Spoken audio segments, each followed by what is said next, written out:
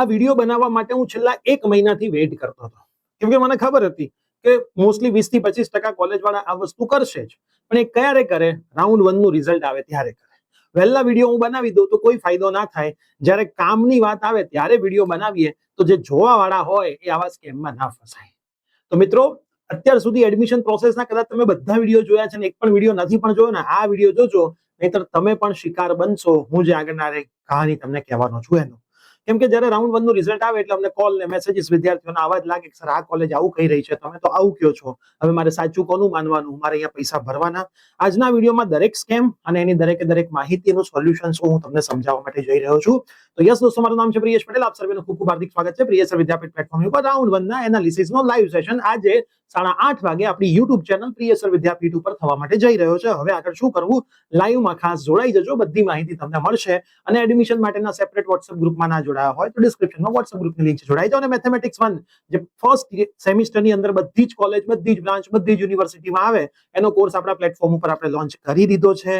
એમાં ઓલરેડી 1050 થી વધારે વિદ્યાર્થીઓ ગઈકાલ સુધી જોડાયા હતા. રોજ 50-60 વિદ્યાર્થીઓ જોઈન થઈ રહ્યા છે. સરસ રીતે આપણે આખું સેમિસ્ટર ભણાવીએ છીએ. અમારા જૂના રિઝલ્ટ એ અમારું બતાવે છે કે કઈ રીતની અમે મહેનત કરાવીએ છીએ. રિઝલ્ટ એપ્લિકેશનમાં છે, ડેમો લેક્ચર એપ્લિકેશનમાં છે. તમે સિનિયર વિદ્યાર્થીને પૂછી શકો છો, લાઈવ રેકોર્ડિંગ બધું જ તમારે જરૂરી મેથ્સ 1 નું મળી જાય છે એની અંદર. તો તમારે જોડાવવું હોય તો ડિટેલ વિડીયો ડિસ્ક્રિપ્શનમાં છે, ચેક કરી લો. એપ્લિકેશનમાં ડિગ્રી ફર્સ્ટ યરના ફોલ્ડરમાં જઈને તમે કોર્સ બાય કરીને કોર્સમાંથી ટેલિગ્રામમાં જોડાઈ જજો. આજે રાત્રે પણ 9 વાગે લાઈવ સેશન આપણી એપ્લિકેશનના પ્લેટફોર્મમાં થવા માટે જઈ રહ્યો છે. હવે મોસ્ટ ઇમ્પોર્ટન્ટ વાત, તમને બધાને ખબર છે કે રાઉન્ડ 1 નું રિઝલ્ટ આવી ગયું છે. ઘણા બધા વિદ્યાર્થીઓ રાઉન્ડ 2 માં જવાના છે, પણ હવે એમને રાઉન્ડ 2 માં જવું છે તો રાઉન્ડ 1 ની સીટ તો બ્લોક કરવી જ જોઈએ એવું હું માનું છું. અમુક એવું હોય કે ના સર મારે બ્લોક નથી કરવી, પણ તોય મારે રાઉન્ડ 2 માં જવું છે. તો જે પણ વિદ્યાર્થીઓ રાઉન્ડ 1 માં ભાગ લીધો તો એ બધા રાઉન્ડ 2 માં જઈ શકે. જે પણ વિદ્યાર્થીઓ ઇમ્પ્રુવમેન્ટના રિઝલ્ટ પછી પાસ થશે એ પણ રાઉન્ડ 2 માં સીધી એન્ટ્રી મારી શકશે. જે લોકો પહેલા પાસ હતા, ફોર્મ ભરવાનું ભૂલી ગયા હતા, હવે ફોર્મ ભરવાના દિવસો ઓપન થશે, હું વિડીયો ફરીથી બનાવીશ, ત્યારે ફરીથી ફોર્મ ભરીને રાઉન્ડ 2 માં એન્ટ્રી મારી શકે છે. તો રાઉન્ડ 2 માં એન્ટ્રી મારવાના નિયમો સિમ્પલ એવું છે કે તમે ગુજરાત બોર્ડની એક્ઝામિનેશન ચાહે પહેલી અથવા તો ઇમ્પ્રુવમેન્ટ પાસ કરેલી હોવી જોઈએ અને ગુજસેટ આ વર્ષે આપેલી હોવી જોઈએ. આ સિમ્પલ નિયમ છે રાઉન્ડ 2 માં જવાના. બરાબર. હવે રાઉન્ડ 1 માં કોઈ વિદ્યાર્થીએ, માન લો એક્સ કોલેજ, હું આપણે એવું કહું, ચાલો હું મારે જ નામ આપું, રાઉન્ડ 1 માં કોઈ વિદ્યાર્થીને પ્રિયેશ વિદ્યાપીઠની કોલેજમાં કોમ્પ્યુટર એન્જિનિયરિંગમાં એડમિશન મળી ગયું છે. બરાબર. એને એવું છે કે મારે આ સીટ તો બ્લોક કરવી છે, પણ હજી પ્રિયેશ વિદ્યાપીઠ કરતા DAIICT ના નિરમા બહુ જૂની છે અને સારી કોલેજો છે, એમાં એડમિશન લેવું છે, તો એ વિદ્યાર્થી રાઉન્ડ 2 માં જવા માંગશે. બરાબર. એ વિદ્યાર્થીએ પ્રિયેશ વિદ્યાપીઠની પ્રાઇવેટ કોલેજમાં 20,000 રૂપિયાની ફીસ ભરી દીધી. બરાબર. 1500 ફીસ ગવર્મેન્ટની હોય તો 1500 ગર્લ્સ માટે 0 હોય, કન્ફર્મ કરવું જરૂરી છે, એ ખાસ તમારે યાદ રાખવાનું. ફીસ વગર હોય તો ત્યાં એક્સેપ્ટ કરીને એક જે લેટર છે આપણો પ્રોવિઝનલ, એ લેટર ડાઉનલોડ કરો એટલે કન્ફર્મ જ કહેવાય. ઠીક છે. તો એ વિદ્યાર્થીએ ભરી દીધી. હવે શું થશે? પ્રિયેશ વિદ્યાપીઠ કોલેજના ટીમ દ્વારા એના ઉપર ફોન જશે કે ભાઈ તમે SCPC માં આ તો 20,000 ભર્યા છે, તમે હવે રાઉન્ડ 2 માં જશો. બરાબર. રાઉન્ડ 2 માં તમને કોઈ પણ કોલેજ નહીં મળે તો આ પ્રિયેશ વિદ્યાપીઠની સીટ પણ તમારી જતી રહેશે, ભલે તમે 20,000 રૂપિયા ટોકન ફી SCPC માં ભરી છે. આવો પહેલો ફોન ઘણી બધી કોલેજોએ કરી પણ દીધો. હવે નિયમ હું તમને સમજાવું. જ્યારે વિદ્યાર્થી આ 20,000 રૂપિયા ભર્યા છે, પ્રિયેશ વિદ્યાપીઠની કોમ્પ્યુટરની એક સીટ બ્લોક કરી છે, એનો મતલબ એ સીટ પર કોઈની તાકાત નથી કે સીટ એની બ્લોક કરી શકે. કદાચ રાઉન્ડ 2 ની અંદર કોઈ વિદ્યાર્થીનું મેરિટ ઇમ્પ્રુવ થઈને પ્રિયેશના આ વિદ્યાર્થી કરતા આગળ બી જતો રહેશે ને તો એ નહીં લઈ શકે. હવે નિયમ શું? આ વિદ્યાર્થી રાઉન્ડ 2 માં ગયો, રાઉન્ડ 2 માં એને કોઈ કોલેજ મળી, એને જે ચોઇસ ફિલિંગ કરી હતી એમાંથી, તો આ સીટ આપમેળે રદ થઈ જશે. આ 20,000 રૂપિયા અહીંયા ટ્રાન્સફર થઈ જશે. જો અહીંયા પ્રાઇવેટ છે, અહીંયા ગવર્મેન્ટ છે, તો 18,500 થી પાછા લેવાના છે, એ 3 મહિનામાં એના એકાઉન્ટમાં પાછા આવી જશે. બરાબર. અને ફરીથી ને ફરીથી કોઈ બીજી પ્રાઇવેટ મળે છે તો 20,000 આ અહીંયા શિફ્ટ થઈ જશે, SCPC શિફ્ટ કરશે. આ 20,000 રૂપિયા હજી પ્રિયેશ વિદ્યાપીઠ કોલેજના ખાતામાં આવે નહીં, આખી એડમિશન પ્રોસેસ પૂરી ના થાય ત્યાં સુધી. હવે એને રાઉન્ડ 2 માં માન લો કશું નથી મળતું તો આ સીટ તો એમની એમ રહેશે જ, કેમ કે એને 20,000 રૂપિયા ભરીને સીટ બ્લોક કરેલી છે. આ સિમ્પલ નિયમ છે. પછી બીજો એક એવો મેસેજ આવે તો કે સાહેબ મેં તો TFWS માં એડમિશન લીધું, કોલેજમાં ફીસ ભરી કે કયા ડોક્યુમેન્ટ લઈને આવવાના, તો કોલેજ વાળાએ તો પહેલા જ એવું કહી દીધું, ઓનલાઈન 10,000 નું એક ફોર્મ છે, 10 કે 15,000 કીધા, એનું એક ફોર્મ છે, તમે ભરી દો અને પછી કોલેજે આવજો. તો વિદ્યાર્થી ટેન્શનમાં. TFWS માં ઓનલાઈન રજીસ્ટ્રેશન ફોર્મ જ આવડું મોંઘું. મેં તમને પહેલા જ કીધું હતું, અમુક કોલેજો એવી છે કે જેની TFWS ની સીટો મોંઘી છે. બરાબર. જેમ અનલિમિટેડ ની થાળી ક્યાંક 150 રૂપિયાની હોય, ક્યાંક અનલિમિટેડ ની થાળી 5,000 રૂપિયાની હોય.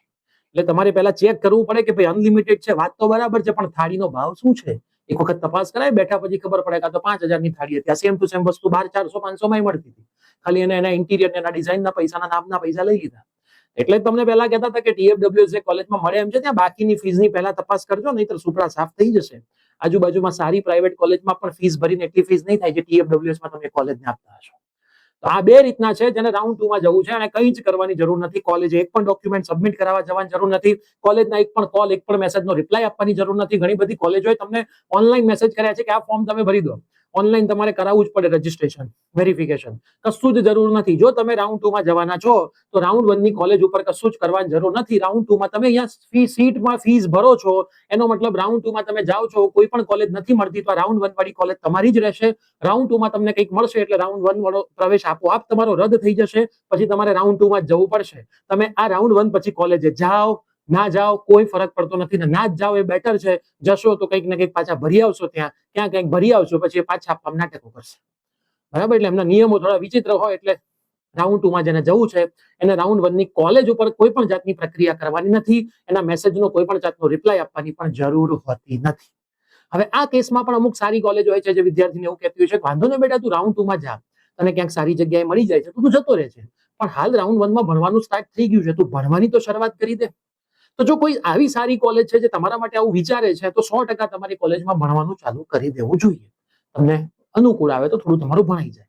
હવે એક બે કોલેજોએ વિદ્યાર્થીઓને એવું કીધું ફોનમાં કે 1લી તારીખથી કોલેજ ચાલુ થઈ જશે ને 1લી તારીખથી અમે 15 દિવસ માટે બ્રિજ કોર્સ ચલાવીશું. બરાબર? તો એ ગવર્મેન્ટ કોલેજમાં આવો નિયમ છે, બ્રિજ કોર્સો જે જીટીયુના અંડરમાં આવતી હોય. તો ગવર્મેન્ટ કોલેજમાં તો બીજી આમે કોઈ ફીસ ના ભરવાની હોય, કોઈ ડોક્યુમેન્ટ સબમિટ ના કરાવવાના, જવાનું ચાલુ કર દો. જવાનું ચાલુ કરી દેવાનું. ત્યાંના સાહેબને કહેવાનું, જો સાહેબ હું બ્રિજ કોર્સમાં આવીશ પણ મારે રાઉન્ડ 2 માં જવું છે, મને VGEC મળી છે પણ મારે LD માટે ટ્રાય કરવું છે. બરાબર? તો મારે બ્રિજ કોર્સમાં તમારે જવા દેવો, હું બેસું વાંધો નહીં, પણ હું રાઉન્ડ 2 માં જવાનું છું. પછી તમે એવું ના કહેતા કે તું રાઉન્ડ 2 માં કેમ ગયો. તો જો કોલેજ પરમિશન આપે તો બેસો, બાકી બ્રિજ કોર્સની બહુ ચિંતા કરવી નહીં. એ લોકો એવું કહેતા હોય પાસ કરવો પડે પણ એમાં બધાને પાસ કોલેજ કરી દેતી હોય છે. કેમ કે ગવર્મેન્ટ કોલેજ સમજે છે કે વિદ્યાર્થી રાઉન્ડ 2 માં ગયો જ હોય. જે ના ગયો હોય તો ઠીક છે, જે ગયો હોય એને કોલેજ સમજે એટલું બધું હેરાન કરતા નથી. દર વર્ષના અમને ખબર છે, અમારા ઘણા બધા વિદ્યાર્થીઓ લાસ્ટ ટાઈમ રાઉન્ડ 3 સુધી ગયા હતા મનગમતી કોલેજ માટે. પછી નહોતું મળ્યું તો રાઉન્ડ 1 ની કોલેજમાં ગયા હતા. પછી કોઈ જાતની હેરાનગતિ નહોતી કરી. એક ડાયરી નાની બનાવવાની હોય છે, એ ડાયરી બનાવીને સબમિટ કરાવો એટલે પાસ કરી દેશે.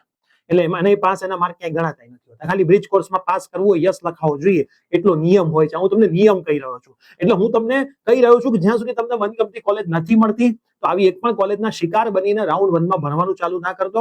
રાઉન્ડ 2 માં જવું છે, 3 માં જવું છે, છેલ્લે સુધી પ્રયત્ન કરવો છે તો તમે 100% પ્રયત્ન કરી શકો છો. બરાબર? 100% પ્રયત્ન કરી શકો છો.